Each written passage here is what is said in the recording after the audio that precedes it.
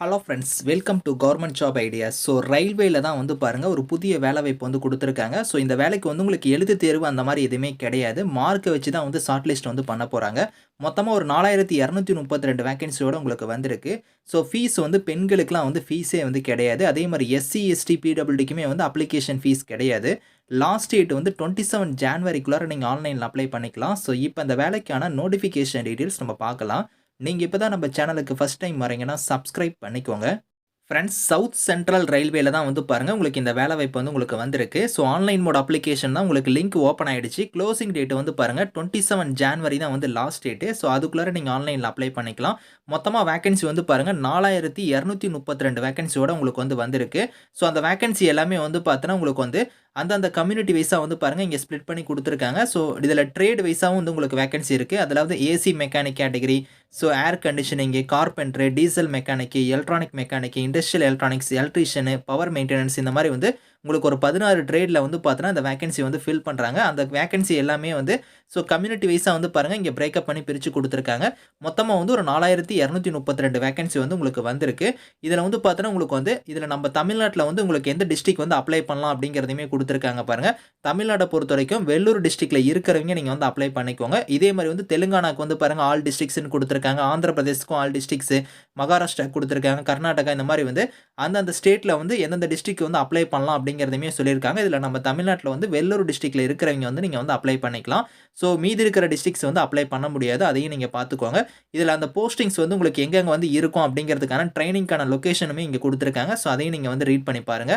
So இதுல வந்து பாருங்க உங்களுக்கு வந்து குவாலிஃபிகேஷன பொறுத்தவரைக்கும் நீங்க மினிமம் வந்து 10th பாஸ் பண்ணிட்டு உங்ககிட்ட வந்து பார்த்தீங்கன்னா அந்த ரெலவென்ட்டான ட்ரேட்ல வந்து உங்ககிட்ட வந்து ஐடிக்கான சர்டிஃபிகேட் வந்து இருக்கணும். அது இங்க குடுத்துருக்காங்க பாருங்க. இப்ப ஏசி மெக்கானிக்னா நீங்க 10th முடிச்சுட்டு ஐடில வந்து அந்த மெக்கானிக் ட்ரேடுக்கான ரெஸ்பெக்டிவ் ட்ரேட்ல வந்து நீங்க முடிச்சவங்க அப்ளை பண்ணிக்கலாம்.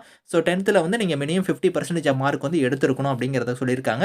அதே மாதிரி ஏர் கண்டிஷனிங்க்கும் அதே மாதிரி தான் குடுத்துருக்காங்க. கார்பெண்டரா இருந்தா நீங்க 10th முடிச்சுட்டு ஐடில வந்து கார்பெண்டர் ட்ரேடு முடிச்சவங்க அப்ளை பண்ணலாம். டீசல் மெக்கானிக்னா நீங்க வந்து ஐடில வந்து டீசல் மெக்கானிக் முடிச்சவங்க. ஸோ அதே மாதிரி வந்து எலக்ட்ரிக்கல்னா நீங்க எலக்ட்ரிக்கல் முடிச்சவங்க அப்ளை பண்ணலாம். இந்த மாதிரி வந்து எலக்ட்ரானிக்ஸ் இந்த மாதிரி குடுத்துருக்காங்க. ஒரு ட்ரேட் வைஸா நீங்க வந்து செக் பண்ணி பார்த்துக்கோங்க. ஸோ இதுல ஏஜ் லிமிட் வந்து மினிமம் வந்து 15, மேக்ஸிமம் வந்து பாருங்க ஸோ 24 வரைக்கும் நீங்க அப்ளை பண்ணிக்கலாம். இது இல்லாம நீங்க ஏஜ்லேருந்து ரிலாக்ஷன் இருக்கு. எஸ்சி, எஸ்டில வரீங்கன்னா 5 இயர்ஸ் குடுத்துருக்காங்க. அவங்கலாம் வந்து 29 வரைக்கும் அப்ளை பண்ணிக்கலாம். அதே ஓபிசி கம்யூனிட்டில வரீங்கன்னா உங்களுக்கு 3 இயர்ஸ் குடுத்துருக்காங்க. அவங்கலாம் 27 வரைக்கும் அப்ளை பண்ணலாம். பிடபிள்யூடியா இருந்தா உங்களுக்கு 10 இயர்ஸ் வரைக்குமே வந்து ஏஜ்லேருந்து ரிலாக்ஷன் வந்து இருக்கு. அந்த ரிலாக்ஷன் இல்லாம வந்து உங்களுக்கு இங்க பாண்ட் பிட்வீனே குடுத்துருக்காங்க பாருங்க. ஸோ இங்க சொல்லியிருக்க மாரி இந்த கம்யூனிட்டில இருக்கிறவங்க இந்த இயர்ல இருந்து இந்த இயர்க்குள்ளார பிறந்தவங்க வந்து எலிஜிபிள் அப்படிங்கிறத வந்து பார்த்தீங்கன்னா, இங்கேயே வந்து உங்களுக்கு பாண்ட் பிட்வீன் குடுத்துருப்பாங்க. நீங்க அதையும் செக் பண்ணி பார்த்துக்கலாம். மோட் ஆஃப் செலக்ஷன் வந்து எப்படி இருக்க போதுன்னா, இந்த இடத்திலேயே சொல்லிட்டாங்க பாருங்க. There will be no written test or viva அப்படின்னு சொல்லிட்டாங்க.